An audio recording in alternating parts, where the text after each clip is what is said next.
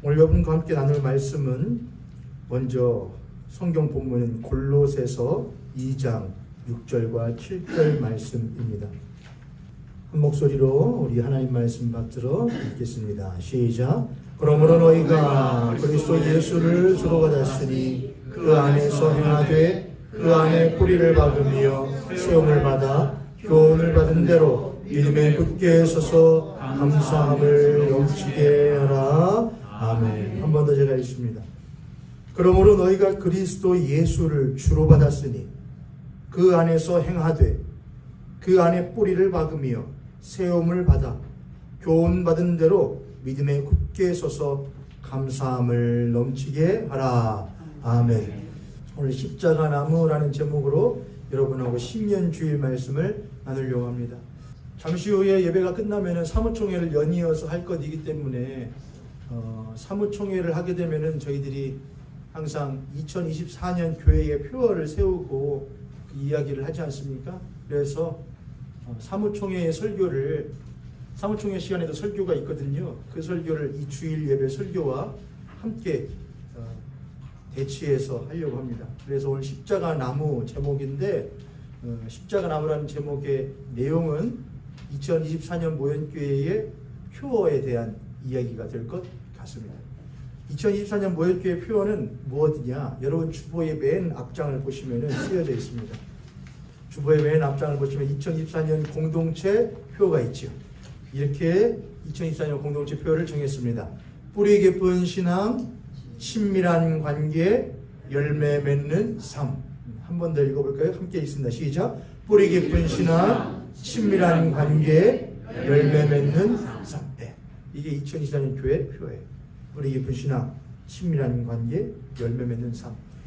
2024년 동안 한 해를 살아가면서 기독교인이 특별히 모현교회 성도들이 가져야 될 지침이라고 하면 무엇이 있을까 생각하다가 첫 번째는 뿌리 깊은 신앙에 대한 이야기가 좀 생각이 났습니다. 뿌리 깊은 신앙.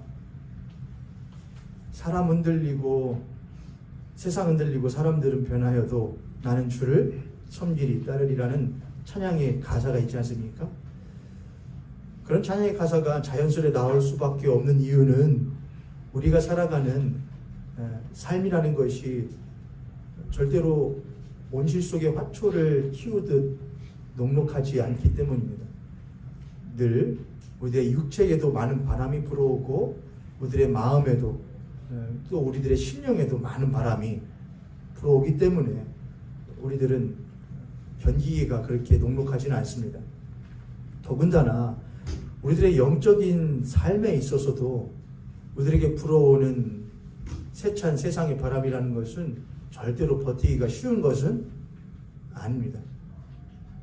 그래서 우리는 우리 주변에 그러한 세찬 세상의 바람에 자기도 모르는 사이에 뿌리째 뽑혀 날아가는 성도들을 보기도 하고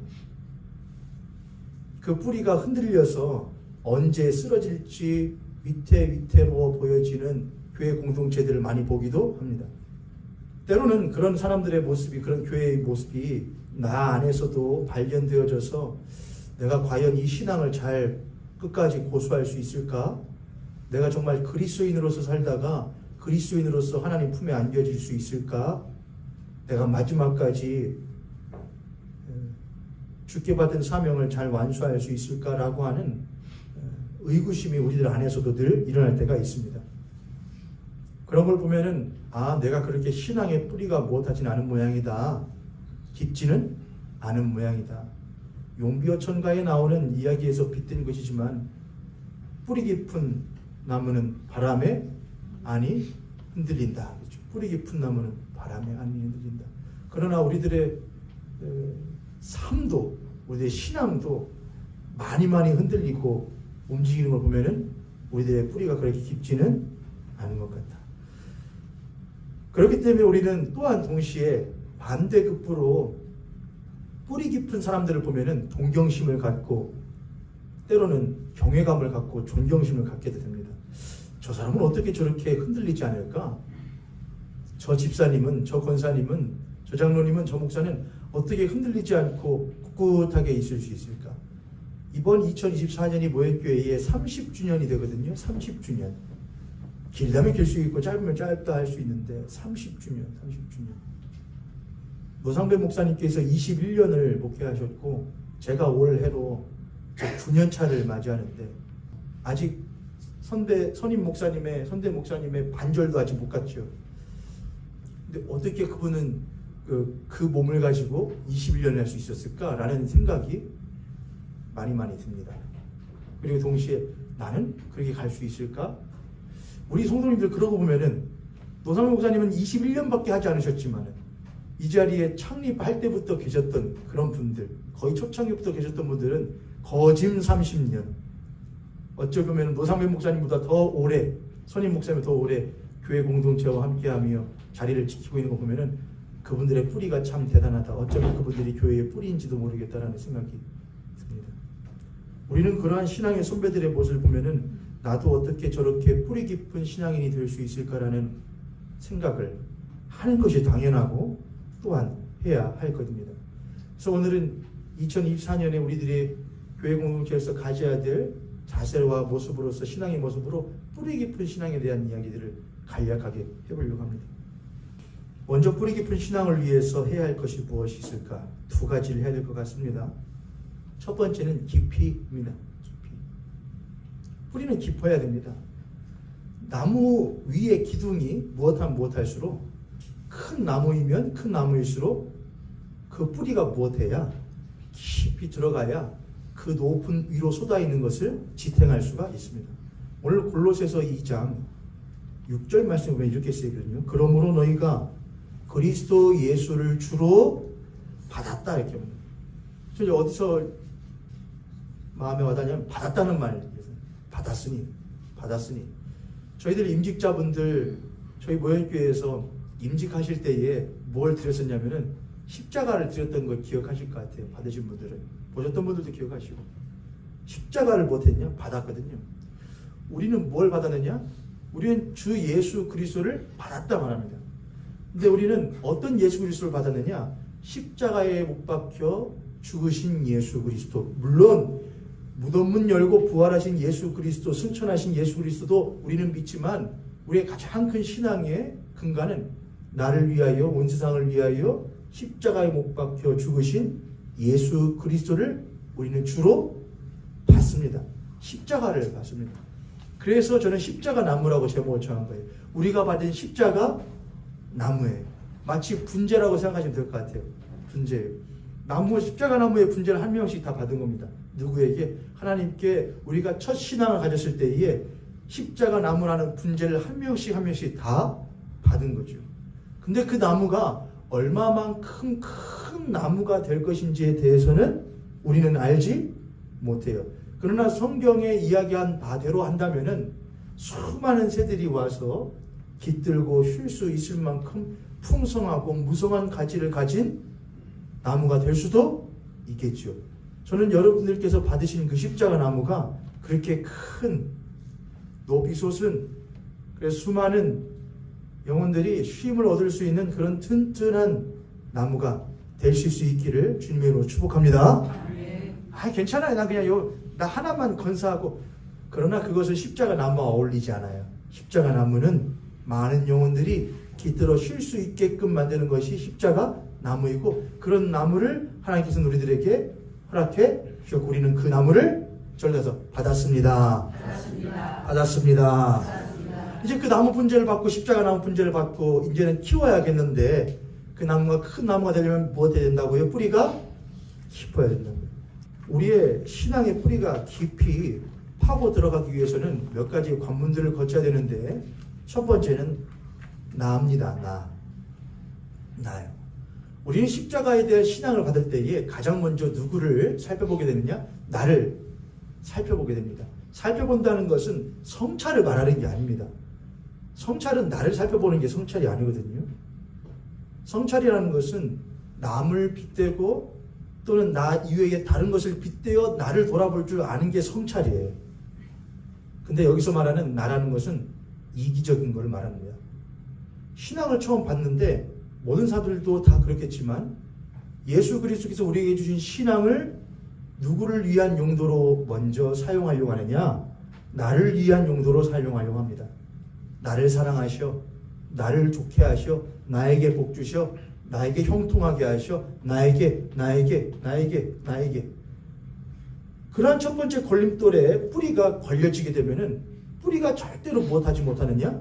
깊게 들어갈 수가 없습니다. 신앙이라는 건 나를 넘어서고 나를 초월하는 것이죠.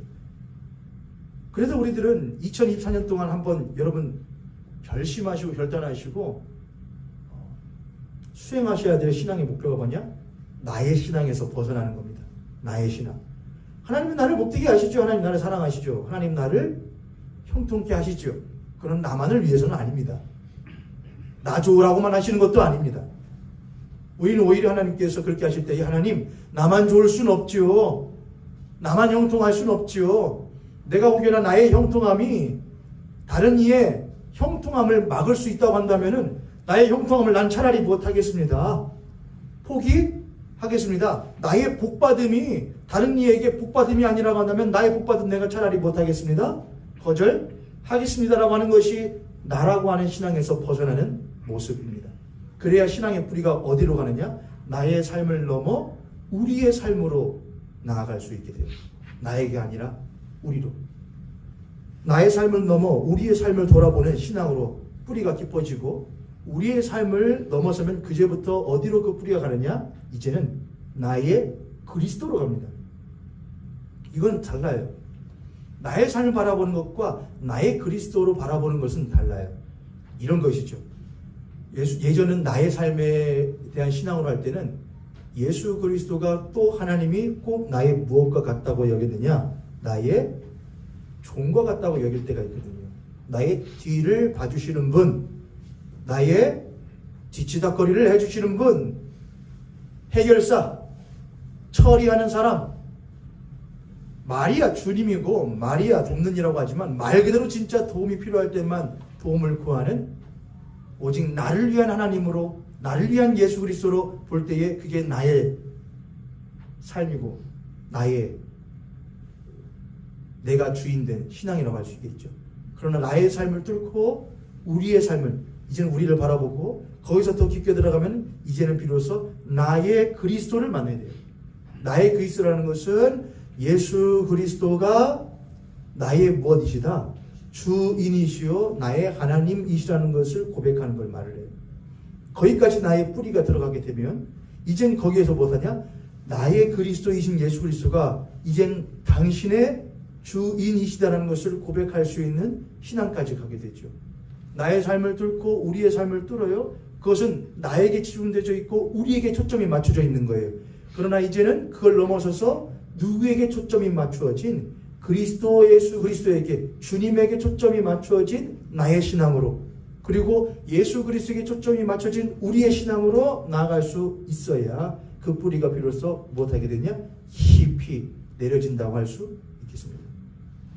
우리 옆에 손을 들고 앞뒤에 손을 보시고 우리 한번 고백하도록 하겠습니다. 당신의 신앙의 뿌리가 당신을 넘어서 우리를 넘어서 오직 그리스도에게로 오직 하나님께로 뿌리 뻗길 원합니다. 아멘. 이렇게 가야 돼요. 자, 그런데 뿌리가 무엇 한다고만 되느냐? 쉽게만 내린다고 되는 것은 아니고 또 무엇 해야 되냐? 옆으로도 퍼져야 돼요. 그래서 나무를 옆에서 정면으로 보면은 그림을 그릴 때 이게 뿌리가 막 이렇게 옆으로 그려지고 그리겠죠. 그림에다. 하지만 위에서 본다면 어떻게 그릴까요? 동그랄 것 같아요.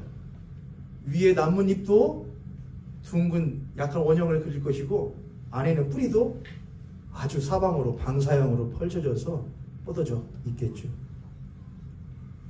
그래서 뿌리 깊은 신앙을 위해서는 깊이도 필요하지만 뭐들이냐? 넓이도 필요해요. 넓기도. 이건 뭘 말하냐? 우리 신앙의 뿌리가 편협해서는 안 된다는 것을 말해요.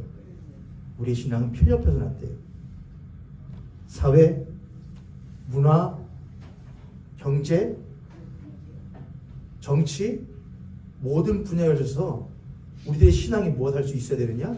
뿌리를 내려놓을 수가 있어야 돼요. 이건 쉬운 일은 아니에요, 여러분. 대부분의 사람들은 신앙의 뿌리를 어디에만 많이 두느냐? 교회에만 많이 뿌리를 내려둬요. 그래서 그런 사람들의, 그런 신앙인들의 신앙의 모습을 보면은 교회에서는 그리스도인인데 밖에서는 그리스도인이 아닌 경우가 많아요. 교회에서는 하나님을 말하는데 사회에서는 하나님을 말하지 않아요. 교회에서는 주님을 주님이라 말하는데 정치에 있어서는 주님을 주님이라 말하지 못해요. 교회에서는 하나님을 하나님이라 말하는데 문화에서는 하나님을 하나님 되게 알지 못해요.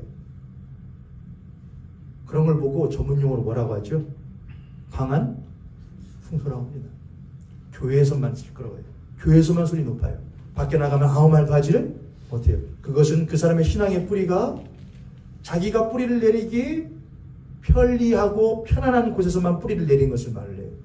그러나 신앙의 뿌리는 내가 가지 못할 만한 곳, 또한 가기 어렵고 껄끄러운 곳까지 나의 신앙의 뿌리를 내리는 것이 필요해요. 그래야 넓게 뿌리를 퍼뜨릴 수 있어요. 그렇게 해야지만이 편협하지 않은 그리스도인이 될 수가 있어요.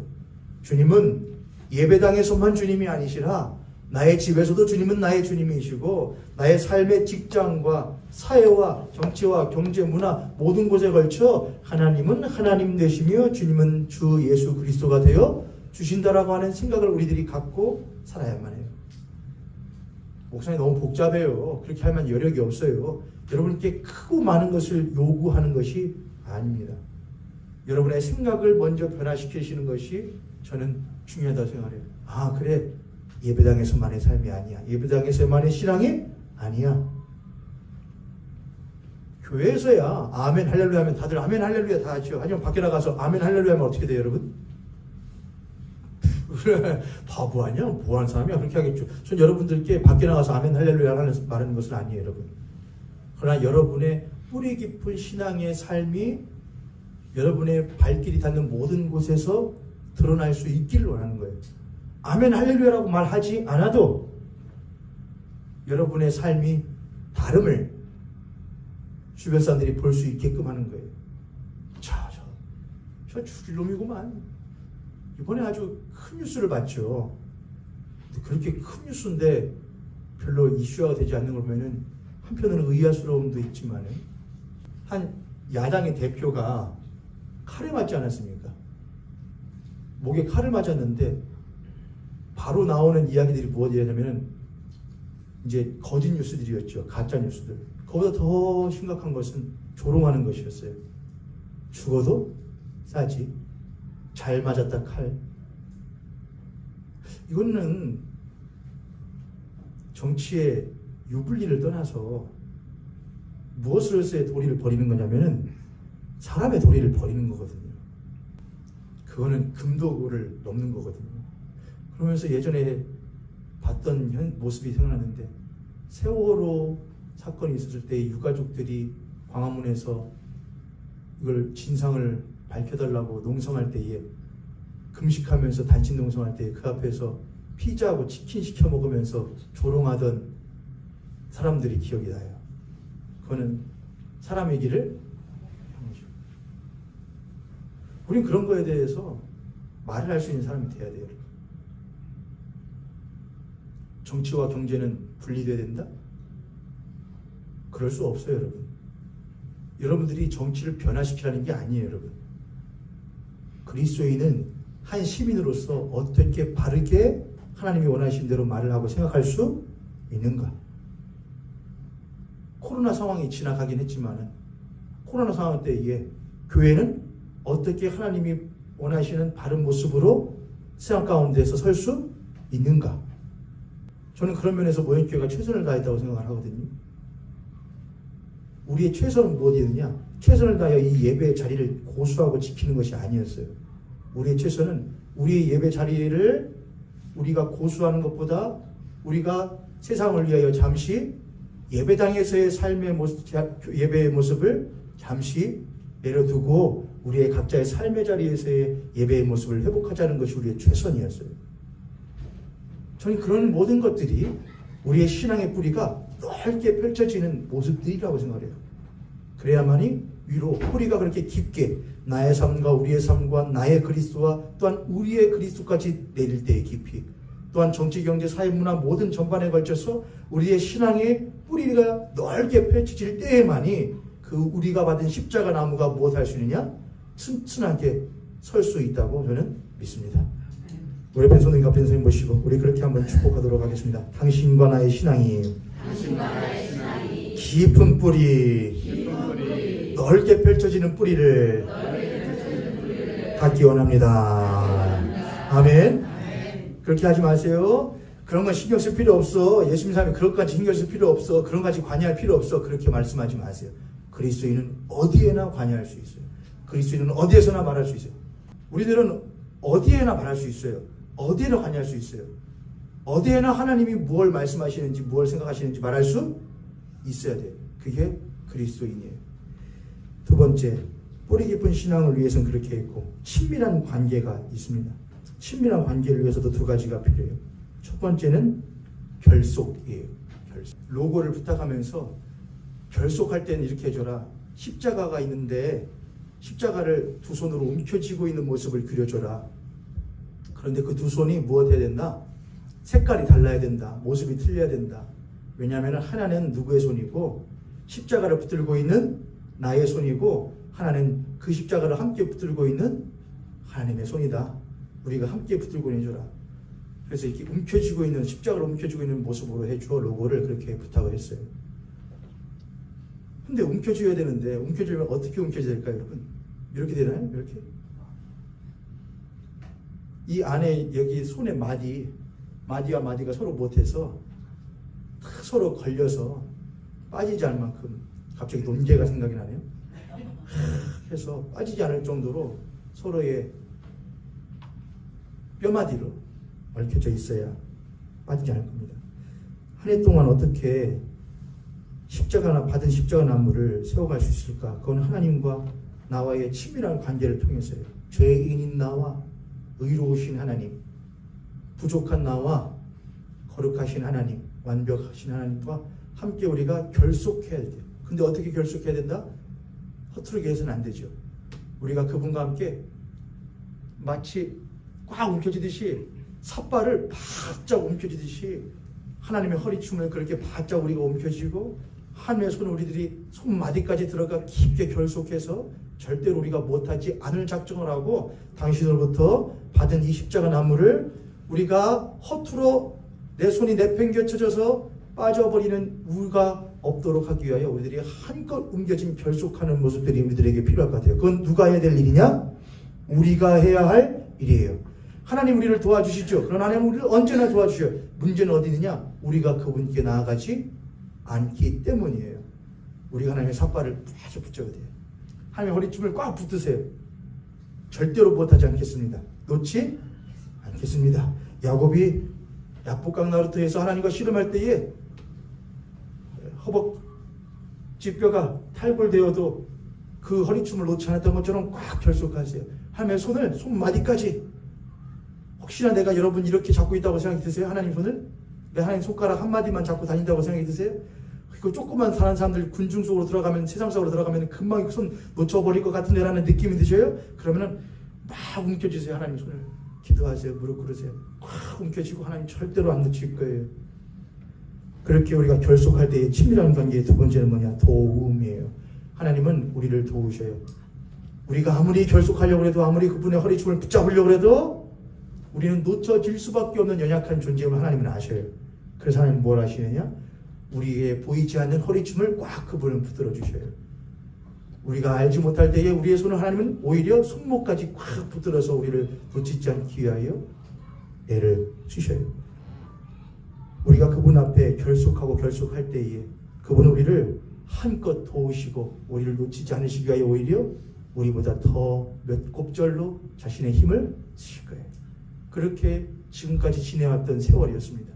2024년에는 이제는 그분의 도우심만이 아니라 그분께 더욱더 결속하는 신앙인으로서 그분께 받은 십자가 나무를 놓치지 않게 하여 움켜쥐는 이 한 해가 될 수 있기를 주님으로 축복합니다. 마지막은 열매 맺는 삶이에요. 무슨 열매를 맺어야 될까? 제가 처음에는 이제 하트를 크게 위에다 할까 하다가 아니다. 십자가를 움켜쥐면은 십자가는 4개의 점이 생기거든요. 하나, 둘, 셋, 넷. 움켜졌으니까 밑에는 뿌리를 내렸을 것이니까 위에는 몇 개가 남죠. 그러면 3개가 남네. 잘 됐다. 제가 그림을 대충 그려 보내주거든요. 3개의 점마다 열매가 맺힌 모습을 해줘. 그건 뭐냐? 너희들이 율법 가운데 가장 큰 2계명이 무엇이냐? 그랬더니 뭐라고 그랬죠? 첫 번째는 누구를 사랑하고 하나님 사랑 그리고 이웃을 사랑하라 했습니다. 그렇게 했습니다. 하지만 우리들에게는 또 하나 필요한 것이 있는데 바로 하나님이 나를 얼마큼 무엇 하시는가? 사랑하시는가를 알게 됩니다.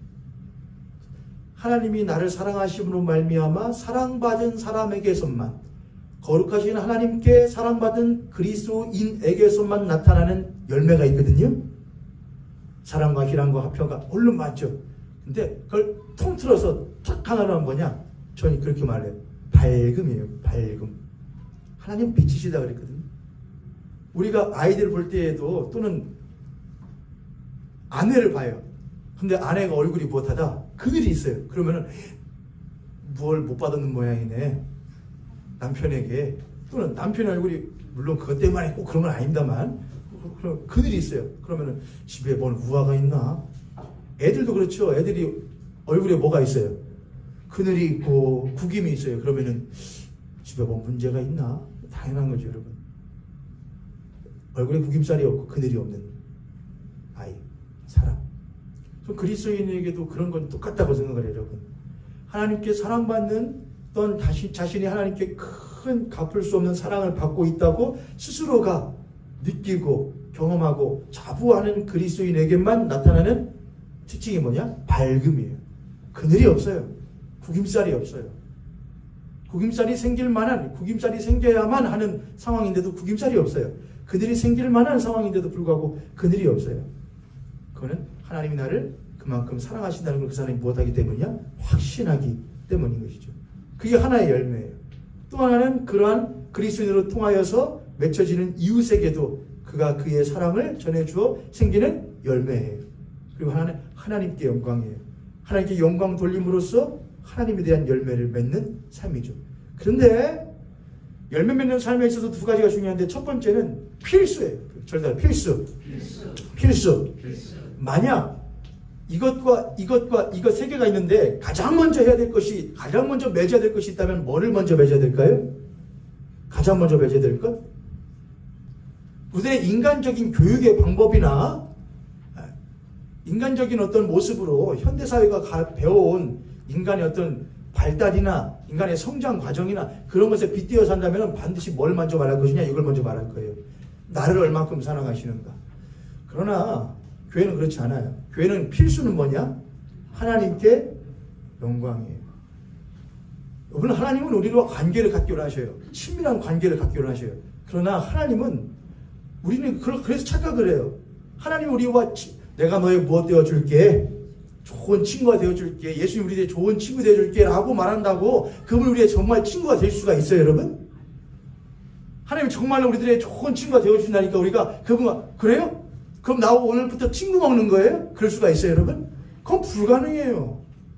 나이가 들면 엄마 아빠가 어린 자식하고 씨름해 주는데 막 져줘요. 그런다고 나이 어린 아들이 아빠는 나랑 비등비등하고만 라고 말하면 돼요, 안 돼요?